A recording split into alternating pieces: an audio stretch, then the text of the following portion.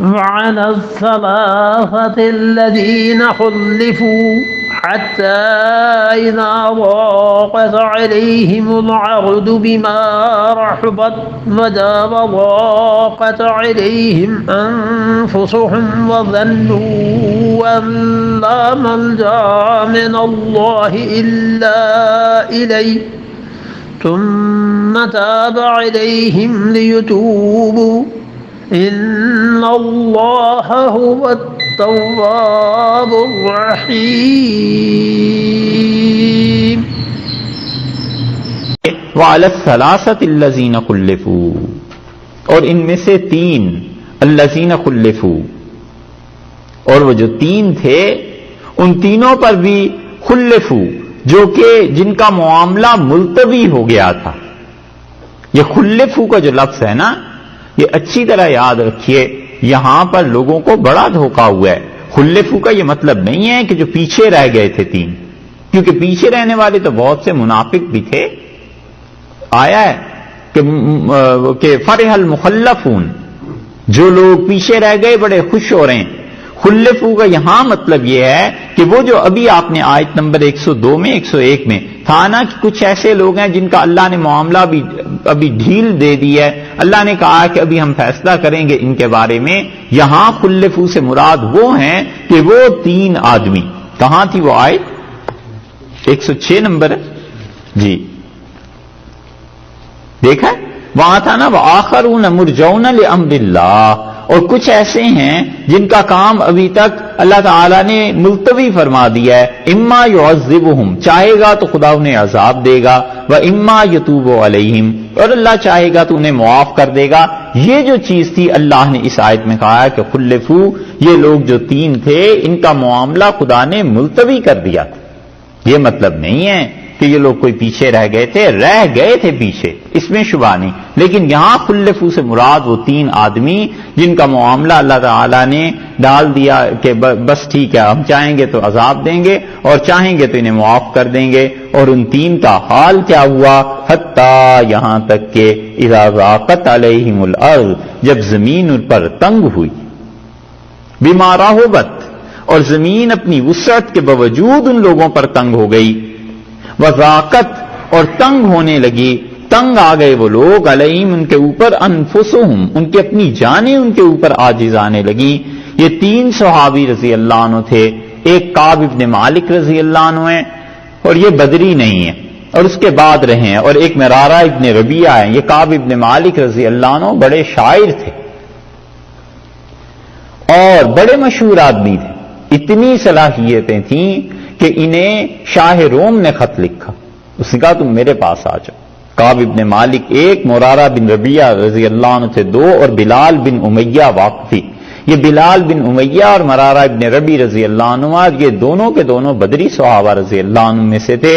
اللہ نے فرمایا ہے کہ وہ اپنی جانوں سے تنگ آ گئے تھے. وظنوا، اور انہوں نے سمجھ لیا، ان، یہ بات کہ لا ملجأ، کوئی پناہ نہیں ہے، من اللہ، اب اللہ کی گرفت سے کوئی چیز نہیں بچا سکتی، الا الیہ، مگر یہ کہ اسی کی طرف اب رجوع کیا جائے، اسی کی طرف اب لوٹا جائے. ثم تاب علیہم، پھر اللہ نے ان پر بھی مہربانی کی، لیتوبوا، تاکہ وہ توبہ کر لیں، تاکہ وہ رجوع کریں، اور اللہ نے ان کی طرف توجہ فرمائی. اور ان کے لیے یہ کیفیت جو قرآن کہتا ہے کہ زمین اپنی وسعتوں کے باوجود ان پہ تنگ ہو گئی اور ان کو اپنی جان کی تنگی محسوس ہونے لگی کہ ہماری جان تنگ ہو گئی ہے، اپنی موت وہ دیکھنے لگے کہ آخر کیا ہوگا اس دنیا میں اب ہمارا. اللہ نے کہا ہے کہ یہ چیز ان پر جان سے وہ تنگ آ گئے جب، تو پھر اللہ نے ان پر مہربانی کی ہے. اور یہ مشکل ان کے لیے، یہ مصیبت کوئی 1-2 دن رہی ہو تو تب بھی کوئی کہے ہفتہ بھر رہی ہو، پورے 50 دن اس کیفیت میں گزرے، 7 ہفتے اس کیفیت میں گزر گئے. اور اللہ نے فرمایا کہ ہم نے ان پر مہربانی کی. ان اللہ، بلا شک و شبہ اللہ، هو التواب، لوگوں بہت توبہ کو قبول کرتا ہے، الرحیم، بلا شبہ بار بار مہربانی کرنے والا ہے. یہ 3 آدمیوں کا جو قصہ ہے، یہ حضرت کعب ابن مالک رضی اللہ عنہ نے خود اپنی حدیث نقل کی ہے، امام بخاری رحمۃ اللہ علیہ نے ان کی، اور کعب ابن مالک رضی اللہ عنہ نے خود اپنا قصہ لوگوں کو سنایا کہ میرے ساتھ ہوا کیا. یہاں پر امام بخاری رحمۃ اللہ علیہ اس حدیث کو لائے ہیں کتاب المغازی میں، اور ہے یہ حدیث طویل، ساری چیز انہوں نے لکھی، انہوں نے بیان کی ہے، اور وہ اپنا قصہ جو بیان کرتے ہیں ان تین آدمیوں پہ گزری کیا، امام بخاری رحمۃ اللہ علیہ اپنے استاد یحییٰ بن بکیر کی روایت سے نقل کرتے ہیں، اور وہ کہتے ہیں کہ ہم سے لیث نے، انہوں نے عقیل سے، اور انہوں نے ابن شہاب سے یہ حدیث سنی۔ یہ ابن شہاب زہری ہیں رحمۃ اللہ علیہ، مدینہ منورہ کے، امام مالک رحمۃ اللہ علیہ کے اساتذہ میں سے، یہ شام چلے گئے تھے بعد میں، اور وہ کہتے ہیں کہ مجھے عبد الرحمن بن عبداللہ بن کعب بن مالک نے یہ بات سنائی۔ یہ جو عبد الرحمن تھے یہ حضرت کعب ابن مالک رضی اللہ عنہ کے گویا پوتے ہوئے، عبداللہ ان کے والد ہوئے، تو کعب ابن مالک کے بیٹے عبداللہ اور عبداللہ کے بیٹے عبد الرحمن رضی اللہ عنہ،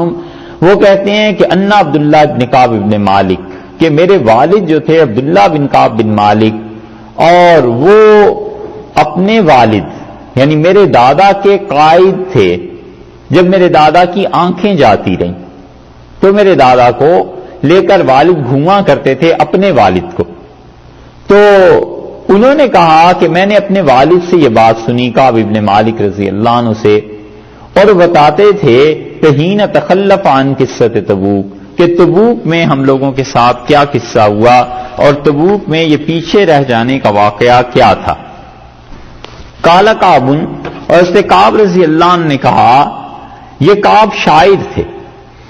اور کہتے ہیں کہ میں کبھی بھی رسول اللہ صلی اللہ علیہ وسلم سے پیچھے نہیں رہا، فی غزوۃ غزاہا، کوئی ایسی لڑائی نہیں تھی، الا فی غزوۃ تبوک، سوائے اس غزوہ تبوک کے کہ اس میں پیچھے رہ گیا تھا، باقی کوئی ایسی لڑائی نہیں تھی جس میں میں شریک نہ ہوا ہوں۔ اور ایک چیز اور تھی کہ انی کنت تخلفت فی غزوۃ بدر، اور میں بدر میں بھی شریک نہیں ہوا تھا، وہ بھی رہ گیا تھا۔ لیکن تبوک اور بدر میں فرق کیا پڑا تھا؟ ولم یعاتب احدا تخلف عنہا، بدر میں جو لوگ پیچھے رہ گئے تھے مدینہ منورہ میں، اللہ تعالیٰ نے ان پہ کوئی سختی نہیں فرمائی، خدا نے ان کے لیے کوئی عتاب نازل نہیں فرمایا۔ اب سوچا جائے کہ کیوں نہیں اللہ نے ان پہ عتاب نازل فرمایا، حالانکہ بدر کا واقعہ تبوک سے کہیں اہم تھا اور کہیں زیادہ اس کے اسباب تھے۔ وہ کہتے ہیں کہ انما خرج رسول اللہ صلی اللہ علیہ وسلم، اور رسول اللہ صلی اللہ علیہ وسلم تو در حقیقت مدینہ منورہ سے تشریف لے گئے تھے، یرید عیر قریش، وہ قریش کے قافلے کے لیے پریشانی کا باعث یا قافلے کو روکنا چاہتے تھے، حتی جمع اللہ بینہم و بین عدوہم علی غیر میعاد، یہاں تک کہ اللہ تعالی نے بغیر پری پلانڈ کسی منصوبے کے ان سب لوگوں کو جمع کر دیا۔ تو پہلے سے پتہ ہی نہیں تھا کہ یہ جہاد ہونا ہے بدر کا، اس لیے بہت سے لوگ نہیں بھی گئے،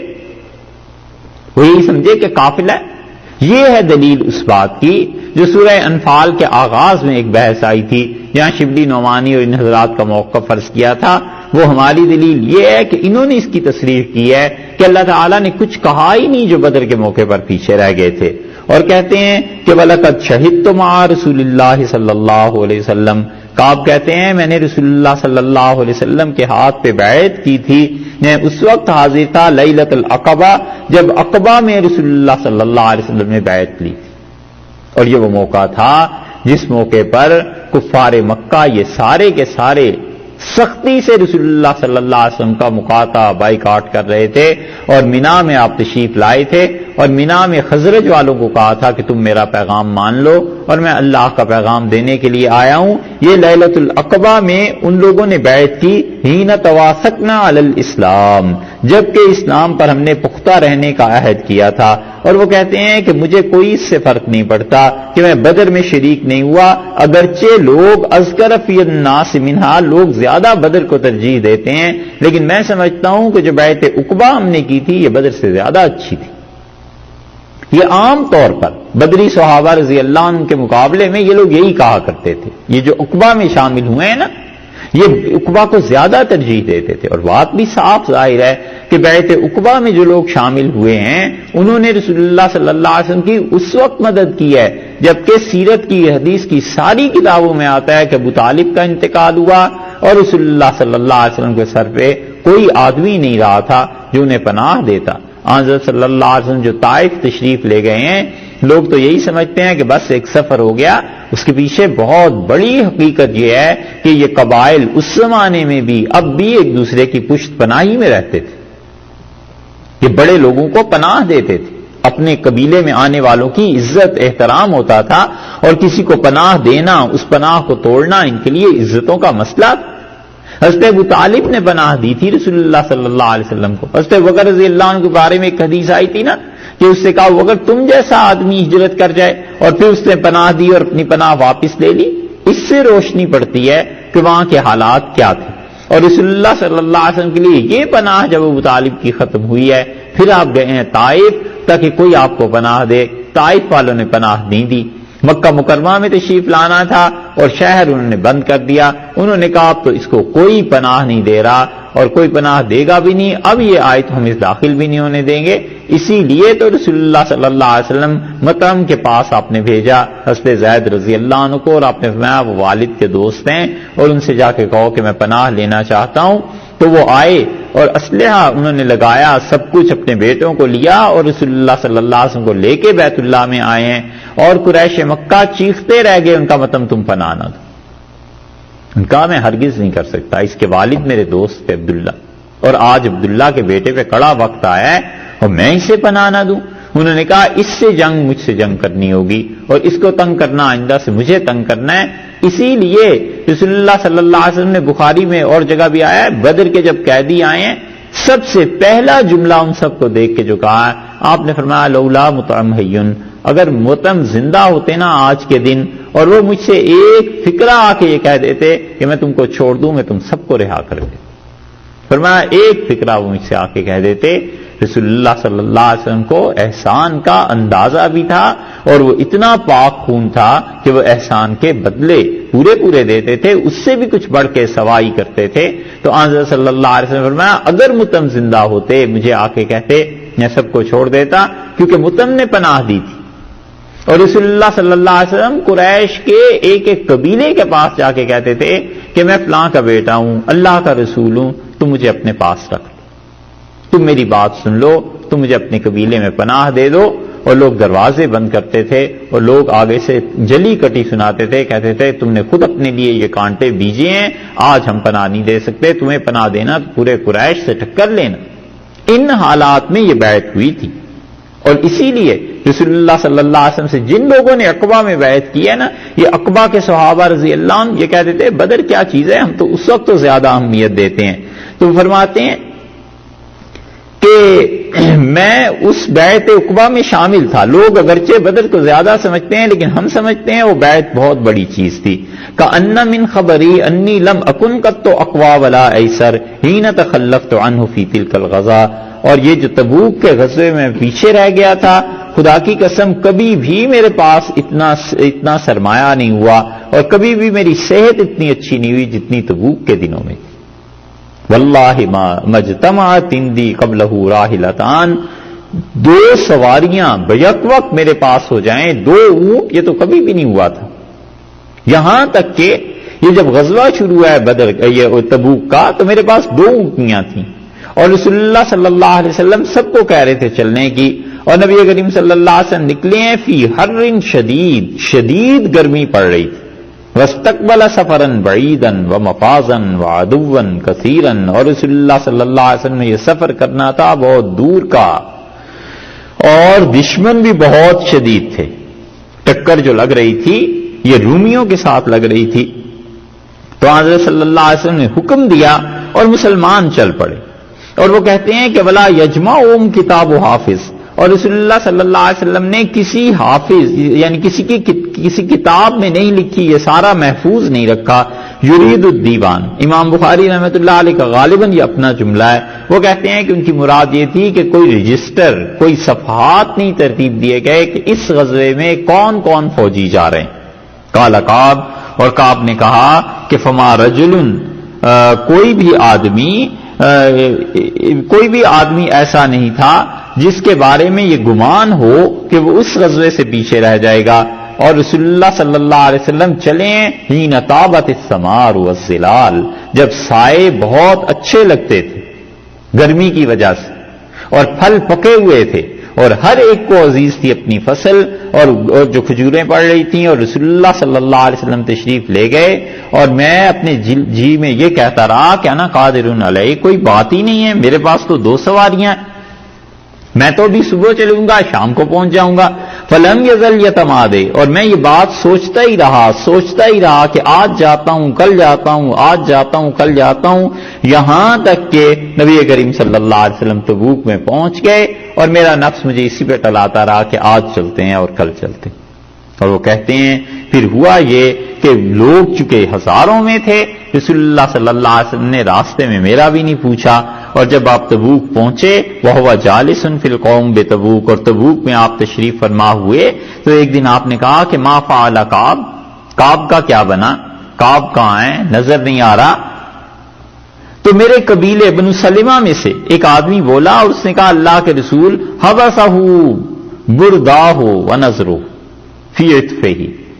اسے روک لیا ہے اس کے اچھے مکان نے، اس کی نظر گئی ہے اپنے مکانات پر، اچھے مکان بنا لیے اس پہ، اور اس کے باغات نے کعب کو روک لیا ہے۔ فقال معاذ بن جبل رسول اللہ صلی اللہ علیہ وسلم کے سامنے ہی بولے، اور ان کا بئس ما قلتا، میرے بھائی جو تو نے بات کہی ہے یہ بہت غلط ہے۔ اور پھر کہنے لگے واللہ یا رسول اللہ ما علمنا علیہ الا خیرن، اللہ کی قسم اللہ کے رسول صلی اللہ علیہ وسلم، ہم تو کعب کے بارے میں سوائے اچھائی کے کچھ نہیں جانتے، کعب تو بہت اچھے انسان ہیں، یہ چیزیں نہیں ہو سکتی کہ اپنی فصلوں کی وجہ سے اور گھروں کی وجہ سے وہ اللہ کی راہ میں جہاد نہ کریں۔ کعب کہتے ہیں فسکت رسول اللہ صلی اللہ علیہ وسلم، رسول اللہ صلی اللہ علیہ وسلم نے یہ سب بات سنی اور چپ ہو گئے، اور کہتے ہیں کہ پھر کیا ہوا، پھر یہاں تک کہ مجھے اطلاع ملی کہ رسول اللہ صلی اللہ علیہ وسلم واپس تشریف لا رہے ہیں اور سفر شروع ہو گیا ہے، تو میں نے سوچا کہ بماذا اخرج من سخطہ غدا، جب پہنچیں گے تو میں ان کی ناراضگی سے کیسے بچ سکوں گا، اگر غصہ فرمائیں گے، ڈانٹیں گے، تو ان کے ڈانٹ سے بچنے کی ترکیب کیا ہو۔ اور کہتے ہیں پھر اس میں میں سوچتا رہا، اور میرے جی میں یہ بات آئی کہ میں کوئی بہانہ کر دوں، اور جب مجھے اطلاع ملی کہ رسول اللہ صلی اللہ علیہ وسلم بالکل مدینہ منورہ کے قریب پہنچ گئے ہیں، تو اب میری جان پہ بن گئی، اور میں نے سوچا کہ انی لم اخرج منہ ابدا بشیء فیہ کذب، میں کبھی بھی چھوٹ نہیں سکوں گا رسول اللہ صلی اللہ علیہ وسلم کی ناراضگی سے، اگر میں نے ذرا بھی جھوٹ بول دیا تو اللہ انہیں وحی کے ذریعے اطلاع دے دے گا، اور سارا جو اب تک تعلق ہے یہ بگڑ جائے گا، کروں کیا۔ اور کہتے ہیں فاجمعت صدقہ، میں نے فیصلہ کیا کہ بالکل سچ بولنا ہے۔ واصبح رسول اللہ صلی اللہ علیہ وسلم قادما، اور ایک دن صبح جب میں اٹھا ہوں سو کے تو پتا چلا کہ رسول اللہ صلی اللہ علیہ وسلم تشریف لے آئے ہیں، اور جب آپ سفر سے آتے تھے تو سب سے پہلے مسجد جاتے تھے، اور وہاں جا کر 2 رکعتیں پڑھتے تھے، پھر بیٹھ جاتے تھے مسجد میں، لوگوں سے حال احوال پوچھتے تھے، اور میں نے دیکھا میرے سامنے لوگ آنا شروع ہوئے، اور ان میں وہ تھے جو غزوہ تبوک میں جان بوجھ کے نہیں گئے تھے اور جھوٹ بول رہے تھے، وَيَحْلَفُونَ لَهُ، اور رسول اللہ صلی اللہ علیہ وسلم کے سامنے قسمیں کھا رہے تھے، وَكَانُوا بِضْعَةً وَثَمَانِينَ رَجُلًا، 80 سے زائد آدمی تھے جنہوں نے جھوٹ بولا، بہانے کیے، اور انہوں نے کہا رسول اللہ صلی اللہ علیہ وسلم سے اپنی باتیں بہانوں کی، فَقَبِلَ مِنْهُمْ رسول اللہ صلی اللہ علیہ وسلم، رسول اللہ صلی اللہ علیہ وسلم نے ان کے عذر قبول کر لیے، اور آپ نے ان میں سے کچھ کو بیعت بھی کیا، کچھ کے لیے دعا بھی فرمائی کہ اللہ ان کی مغفرت فرما دے، وَوَقَلَ سَرَائِرُهُمْ إِلَى اللَّهِ، اور ان کے جی میں جو کچھ بھی تھا جھوٹ جو اندر بھرا ہوا تھا، آپ نے فرمایا اللہ کے حوالے، نہیں تحقیق کی۔ فَجِئْتُهُ، میں حاضر ہوا، فلما سلمت علیہ، اور جب میں نے رسول اللہ صلی اللہ علیہ وسلم کو سلام کیا، تبسم المغضب، تو مجھے دیکھ کے مسکرائے ایسے جیسے غصے والا آدمی دیکھ کے مسکراتا ہے۔ ثم قال تعال، آپ نے فرمایا میرے قریب آؤ، فجئت امشی، میں آگے بڑھ گیا اور رسول اللہ صلی اللہ علیہ وسلم کے بالکل سامنے ہو گئے، بیٹھ گیا۔ فقال لی ما خلفک، آپ نے مجھ سے پوچھا کہ کیا چیز، کس وجہ سے پیچھے رہ گئے، کیوں جہاد میں نہیں آئے؟ قدب تعت ظہرک، کیا تمہارے پاس اتنا کچھ نہیں تھا کہ تم جہاد میں میرے ساتھ چلتے؟ میں نے عرض کیا اللہ کے رسول سب کچھ تھا۔ انی واللہ یا رسول اللہ، اللہ کی قسم اللہ کے رسول، اگر میں آج آپ کے سامنے اس وقت بیٹھ کے ایسی بات کروں جیسے یہ دنیا دار لوگ کے کر کے گئے ہیں، تو میرا خیال ہے کہ میں کبھی بھی آپ کو راضی نہیں رکھ سکوں گا، اور میں آپ سے صاف کہتا ہوں کہ آج کے دن اگر میں جھوٹ بول دوں تو اللہ تعالیٰ وہی نازل کر دے گا، پھر میں کیسے بچ سکوں گا؟ اور اگر میں آپ سے سچی بات کہوں تو تجد علی فی، مجھے پتا ہے آپ مجھ سے ناراض ہو جائیں گے، وَإِنِّي لَأَرْجُو فِيهِ عَفْوَ اللَّهِ، اور میں یہ بھی سمجھتا ہوں کہ اگر میں سچ بولوں گا تو میرا خیال ہے اللہ میری معافی کی کوئی صورت پیدا کر دے گا، جھوٹ بولوں گا تو مسئلہ بگڑ جائے گا۔ لا واللہ ما کان لی من عذر، اللہ کے رسول کوئی بہانہ نہیں چلتا، کوئی چیز نہیں تھی، بس واللہ ما کنت قط اقوى ولا ایسر منی حین تخلفت عنک، میں جو آپ کے ساتھ نہیں گیا تو خدا کی قسم میں کبھی بھی اتنے صحت مند اور اتنا میرے پاس پیسہ بھی کبھی نہیں آیا جتنا اب آیا تھا، اس کے باوجود میں نے یہ حرکت کی ہے۔ تو رسول اللہ صلی اللہ علیہ وسلم ناراض ہوئے اور آپ نے فرمایا اما ھذا فقد صدق، یہ جو تم نے کہا یہ ٹھیک ہے، فقم، اٹھو یہاں سے، حتی یقضی اللہ فیک، اور اب اللہ ہی تمہارا فیصلہ کرے گا تو کرے گا، اب مجھ سے ہٹو۔ فقم، تو میں اٹھا، وصار رجال بنی سلمہ، اور بنو سلمہ کے میرے قبیلے والے لوگ میرے پیچھے پیچھے آئے اور کہنے لگے کہ واللہ ما علمناک کنت اذنبت ذنبا قبل ھذا، خدا کی قسم کعب ہم نے تمہیں زندگی میں کوئی گناہ کرتے نہیں دیکھا، اور تمہارے لیے آج کیا مشکل پیش آ گئی تھی؟ رسول اللہ صلی اللہ علیہ وسلم کے سامنے تم کوئی عذر پیش کر دیتے، کوئی بہانہ کر لیتے تو دیکھو اتنے لوگوں کو معافی مل گئی، تمہیں بھی معافی مل جاتی۔ اور یہ جو آج حرکت تم نے کی ہے، اس جیسی حرکت عقل کے کم ہونے کی ہم نے نہیں دیکھی۔ رسول اللہ صلی اللہ علیہ وسلم علیہ استغفار کر دیتے، فواللہ ما زالوا، خدا کی قسم میرے قبیلے والے بار بار مجھے کہتے رہے، یہاں تک کہ میں نے سوچا میں اٹھوں اور جاؤں رسول اللہ صلی اللہ علیہ وسلم کے پاس اور ان سے عرض کروں کہ اللہ کے رسول میں نے جو کچھ کہا ہے وہ غلط کہا، اتنا مجھ پہ زور پڑا۔ کہتے ہیں پھر میں نے ان سے پوچھا کہ حل لقی ھذا معی احد، کسی اور کو بھی یہ سزا ملی ہے جو آج میرے ساتھ سلوک ہوا ہے؟ تو انہوں نے کہا ہاں، دو اور ہیں، انہوں نے بھی تمہاری طرح یہی بات کہی اور رسول اللہ صلی اللہ علیہ وسلم نے انہیں بھی ایسے ہی اٹھا دیا تھا۔ میں نے پوچھا کون؟ انہوں نے کہا ایک تو مرارہ بن ربی امری اور ایک حلال بن امیہ واقفی ہیں۔ فذکروا لی رجلین صالحین، اور انہوں نے جب اتنے دو نیک آدمیوں کے نام لیے، قد شاہدہ بدرن لی، جو بدر میں شریک ہو چکے تھے، فیہما اسوۃ، تو مجھے اندازہ ہوا کہ میرے لیے اصل میں کرنے کا کام ٹھیک ہے، یہی ہے، مجھے ان بزرگوں کی پیروی کرنی چاہیے۔ یہ اتنے بڑے بڑے نیک لوگ ہیں، جو کچھ انہوں نے کیا ہے میں نے بھی وہی کیا ہے، تو میں بس اس پہ پھر میں نے کوئی بات نہیں کی، اور حتیٰ کہ پھر رسول اللہ صلی اللہ علیہ وسلم نے دوسرا حکم دیا، اور رسول اللہ صلی اللہ علیہ وسلم نے سارے مسلمانوں سے کہا کہ ان کلامنا ایھا الثلاثہ من بین من تخلف عنہ، آپ نے کہا یہ جو تین آدمی تبوک میں میرے ساتھ نہیں گئے، خبردار جو آج کے بعد کوئی ان سے کلام کرے۔ اب بائیکاٹ شروع ہوا، فاجتنبنا الناس، لوگوں نے ہم سے بچنا شروع کیا، لوگ ہمارے لیے اجنبی ہو گئے۔ وتغیروا لنا حتی تنکرت فی نفسی الارض، یہاں تک حالات بگڑ گئے میرے لیے کہ کوئی آدمی مجھے نہیں پہچانتا تھا مدینہ منورہ میں، اور یہ جو زمین مدینہ کی جہاں میں نے زندگی گزاری تھی، مجھے ایسے لگتا تھا جس سے وہ زمین رہی ہی نہیں، جیسے یہ لوگ ایسے رہے ہی نہیں۔ یہ ہے ڈسپلن کہ ایک حکم ہوا کہ ان تین سے کسی نے بات نہیں کرنی، اور یہاں تک کہ سب نے چھوڑ دیا۔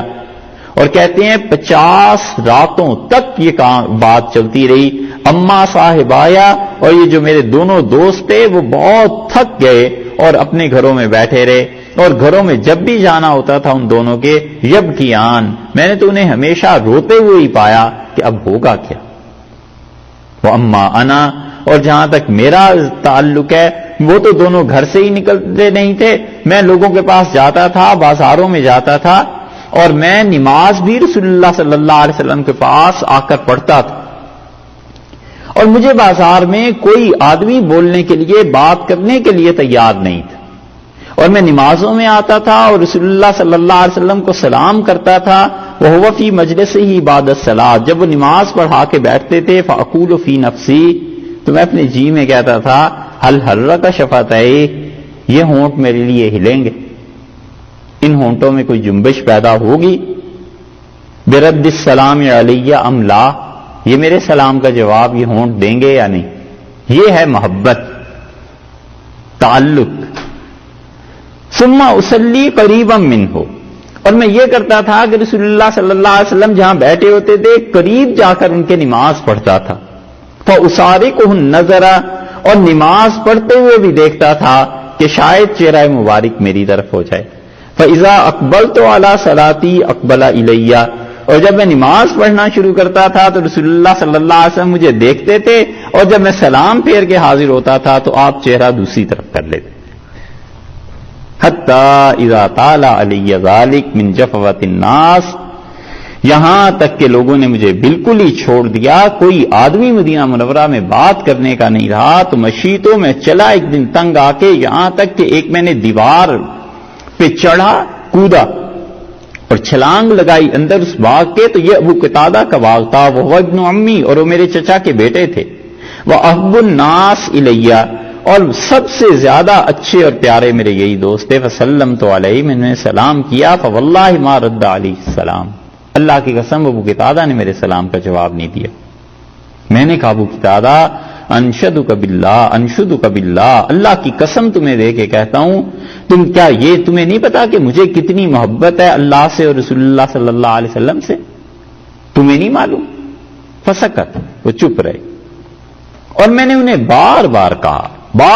کہا کہ اللہ کی قسم دیتا ہوں مجھ سے کچھ کہو، خدا کی قسم ہے تم پہ مجھ سے کچھ بولو، میرے لیے زندگی تنگ ہو گئی ہے، بولتا ہی کوئی نہیں ہے، تم بتاؤ مجھے کیا ان سے محبت نہیں ہے؟ یہاں تک کہ میں نے جب بار بار اصرار کیا تو انہوں نے صرف ایک جملہ کہا کہ اللہ و رسولہ عالم، اللہ جانتا ہے اور اس کے رسول صلی اللہ علیہ وسلم جانتے، بس. ففاضت عینایا، میرا سب سے پیارا دوست اور چچا کا بیٹا، اس کے اس جواب پہ میری آنکھیں بہہ پڑی اور میں خوب رویا. وتولیت، اور پھر میں مڑا واپس، اور یہاں تک اس دیوار کو چھلانگ لگا کے میں باہر چلا گیا، اور کچھ سمجھ نہیں آتی تھی کہ اب مجھے کیا کرنا ہے. یہاں تک کہ میں بازار سے جا رہا تھا اور وہاں شام سے ایک آدمی آیا ہوا، اور وہ لوگوں سے کہہ رہا تھا کہ، اور جو ہمارا واقف تھا وہ، اور پرانا آدمی تھا جو شام سے مدینہ منورہ لا کر گندم چیزیں بیچا کرتا تھا، اور وہ کہہ رہا تھا کہ کعب ابن مالک کہاں گئے؟ تو لوگوں نے صرف اشارہ کیا کہ یہ جا رہا ہے، کسی نے اسے نہیں بات کی. وہ میرے پاس آیا اور اس نے مجھے آ کر الگ کیا اور کہنے لگا شام کے بادشاہ نے ایک خط لکھا ہے آپ کے نام، یہ آئی اب دوسری آزمائش. اور کہتے ہیں میں نے اسے پڑھا تو اس نے لکھا تھا فَإِنَّهُ قَدْ بَلَغَنِي أَنَّ صَاحِبَكَ قَدْ جَفَاكَ، مجھے یہ رپورٹ ملی ہے کہ تمہارے جو لیڈر ہیں، تمہارے جو آقا ہیں، وہ تم سے بہت شدید ناراض ہیں، اور تم ایسے آدمی نہیں ہو جسے ضائع کر دیا جائے، تم میں بڑی صلاحیتیں ہیں. فَالْحَقْ بِنَا، میرے پاس آ جاؤ اور میں تمہاری قدر کروں گا. فَقُلْتُ لَمَّا قَرَأْتُهَا، تو میں نے کہا جب اس خط کو پڑھا میں نے تو میں بولا اور میں نے کہا هَذَا عِزٌ مِّنَ الْبَلَاءِ، ایک مصیبت تو تبوک نہ جانے کی ہے، یہ ایک اور نئی مصیبت میرے لیے آ گئی.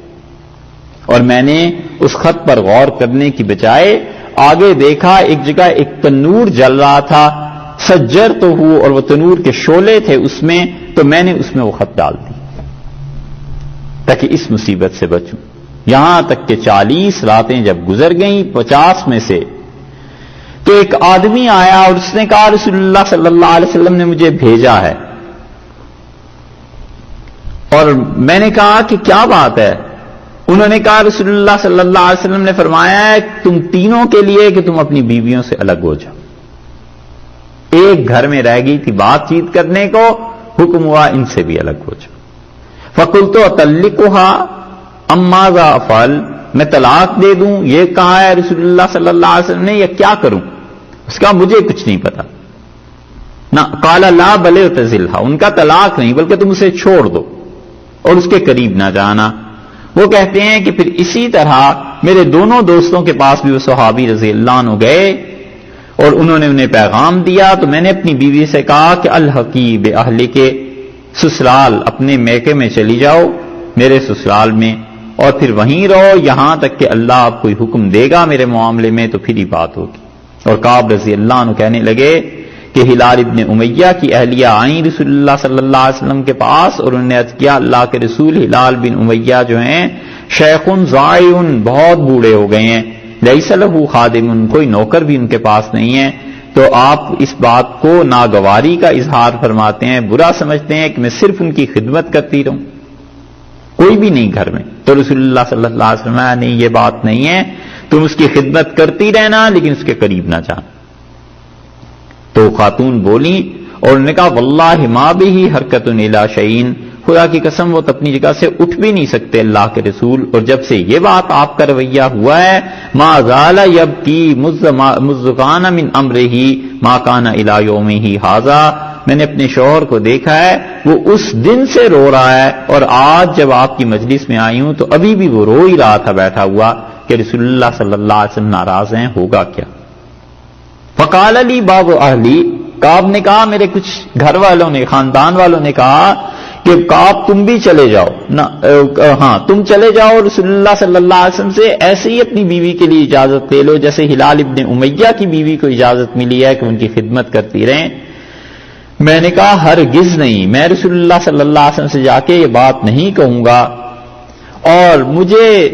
اتنا دکھ ہوا اس بات سے کہ وما یدرینی ما یقول، مجھے یہ بھی سمجھ نہیں آئی کہ میں آخر عرض کیا کروں. جب ناراضگی اتنی ہے، جب حرکت ایسی ہوئی ہے تو میں جا کے اب کیا منہ دکھاؤں، کیا عرض کروں گا ان سے. وانا رجل شاب، اور میں نوجوان تھا اس وقت، جوانی تھی میری. تو میں نے کہا نہیں میں بیوی کو بھیج دیتا ہوں. اور پھر اس کے بعد 10 راتیں اور گزری یہاں تک کہ کملت لنا 50 لیلۃ، 50 راتیں پوری ہو گئیں. اور رسول اللہ صلی اللہ علیہ وسلم نے ہر ایک کو منع کیا ہوا تھا کہ ہم سے بات نہیں کریں. اور پھر 50ویں صبح جب ہوئی ہے تو میں نے فجر کی نماز پڑھی اور میں بیٹھا ہوا تھا اپنے گھر کی چھت پہ، اور میں اس حال میں بیٹھا ہوا تھا یعنی رونے کی حالت میں رو رہا تھا. الذی ذکر اللہ، جو اللہ نے قرآن میں کہا ہے کہ قد ضاقت علی نفسی وضاقت علی الارض بما رحبت، زمین اپنی وسعتوں کے باوجود تنگ ہو گئی تھی مجھ پہ اور مجھے اپنی جان تنگ محسوس ہونے لگی تھی کہ میں کیا کروں. اتنی اپنی جان پہ بنائی تو میں نے سنا ایک آدمی نے زور سے آواز دی اور صلا پہاڑ پر کھڑا ہوا تھا وہ، اور اس نے کہا کعب ابن مالک کہاں ہیں؟ اب شیر کعب خوشخبری ہے تمہارے لیے، مبارک ہو. تو جو ہی اس نے کہا میں سجدے میں گر گیا اور میں سمجھ گیا کہ رسول اللہ صلی اللہ علیہ وسلم خوش ہو گئے ہوں گے مجھ سے. اور رسول اللہ صلی اللہ علیہ وسلم نے اجازت دی اور ہمیں بلایا، اور ہم لوگوں نے جب فجر کی نماز پڑھی تو میں جب گھر سے نکلا ہوں لوگوں نے مجھے بشارت دینی شروع کی اور میری طرف 2 آدمی بھاگے ہوئے آئے جو بشارت دینا چاہتے تھے، اور ایک آدمی اس کے ساتھ ساتھ گھوڑے پر تیسرا آدمی آیا، اور پھر لوگوں نے مجھے سلام کرنا شروع کیا یہاں تک کہ پہاڑ کے اوپر وہ چڑھ گئے وہ آدمی بشارت دینے کے لیے. یہ تھے حضرت ابوبکر اور حضرت عمر رضی اللہ عنہما. جب انہیں پتا چلا تو دوڑے کہ جا کے کعب کو کہیں. وَكَانَ الصَّوْتُ أَسْرَعَ مِنَ الْفَرَسِ، اور وہ کہتے ہیں وہ جو گھوڑے پہ تیسرے آئے تھے صاحب ان سے پہلے تو مجھے اس آواز سے پتا چل گیا تھا. اور یہاں تک کہ جو آدمی میرے پاس آیا گھوڑے پہ میں نے اپنے کپڑے اسے دیے اور میں بڑا خوش ہوا اس سے. میں نے کہا، اس نے کہا تمہیں بشارت ہو اللہ نے تمہاری توبہ کو قبول کر لیا ہے. میں نے اپنے کپڑے اسے پیش کیے اور اللہ کی قسم میں اس وقت میں سب سے اچھے کپڑے جو تھے وہ یہی تھے. اور پھر میں نے ایک جوڑا پہنا اور میں رسول اللہ صلی اللہ علیہ وسلم کی طرف جب چلا تو راستے میں لوگ فوج در فوج جتھوں کے جتھے مل رہے تھے اور سب مجھے مبارک دے رہے تھے کہ تیری توبہ قبول ہوئی. اور میں نے ان سے کہا اور وہ یہ کہہ رہے تھے مجھ سے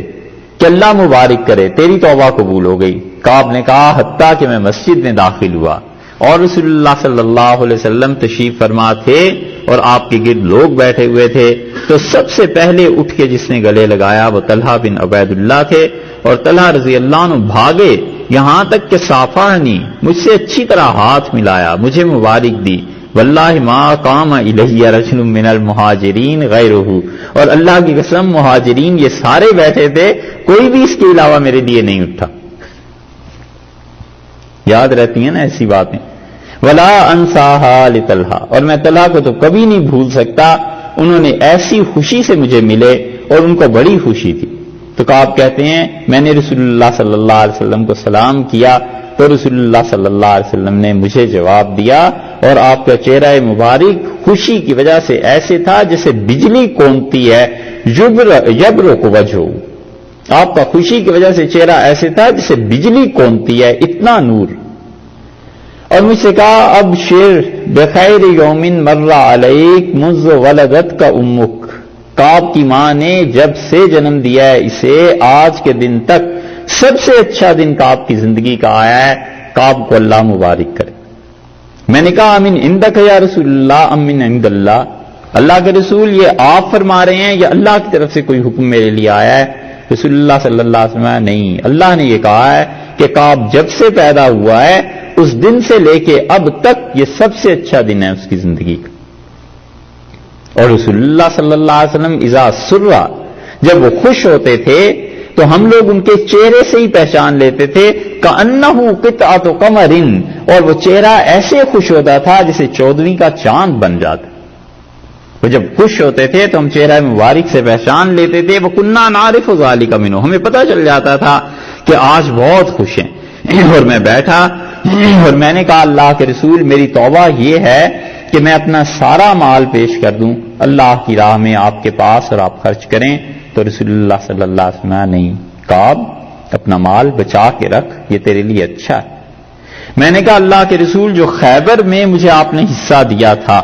وہ میں رکھ لیتا ہوں، باقی سارا دے دیتا ہوں.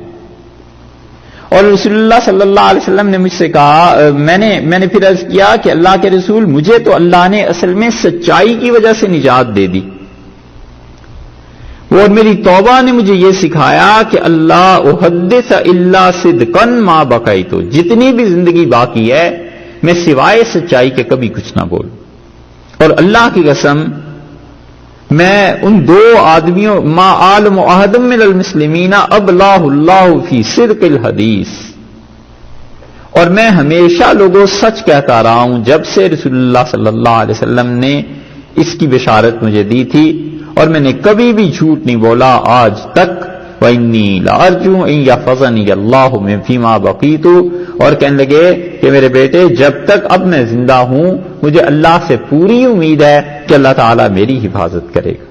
اور پھر اللہ نے اپنے رسول صلی اللہ علیہ وسلم پہ آیات نازل کی میرے بارے میں کہ لَقَدْ طَابَ اللَّهُ عَلَى النَّبِيِّ، اللہ نے خاص مہربانی کی اپنے نبی صلی اللہ علیہ وسلم پہ، والمہاجرین والانصار، مہاجرین پر بھی اور انصار پہ بھی، یہاں سے لے کے وَكُونُوا مَعَ الصَّادِقِينَ یہاں تک کی آیات ہمارے بارے میں نازل.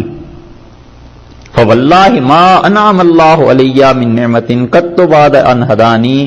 لِلْإِسْلَامِ أَعْظَمُ فِي نَفْسِي مِن صِدْقِي لِرَسُولِ اللَّهِ صلی اللہ علیہ وسلم. خدا کی قسم میرے بیٹے جب سے میں نے اسلام قبول کیا تھا اللہ کی کوئی نعمت میں اتنی بڑی اپنے لیے نہیں سمجھتا جتنا یہ خدا نے میری جو توبہ کو قبول کیا ہے، اتنا بڑا احسان تھا اللہ کا مجھ پر. فَأَهْلِكَ كَمَا هَلَكَ الَّذِينَ كَذَبُوا، اور اگر میں جھوٹ بول دیتا تو میں بھی ایسے ہی برباد ہو جاتا جیسے جھوٹ بول بول کے منافق تباہ ہو گئے تھے. کیونکہ اللہ تعالیٰ نے ان لوگوں کے بارے میں وہی کہی نازل کی ہے جن لوگوں نے جھوٹ بولا ہے، اور اللہ نے کہا ہے سَيَحْلِفُونَ بِاللَّهِ لَكُمْ إِذَا انقَلَبْتُمْ، اے نبی صلی اللہ علیہ وسلم جب آپ واپس جائیں گے تو یہ منافق جھوٹی باتیں آپ سے کریں گے.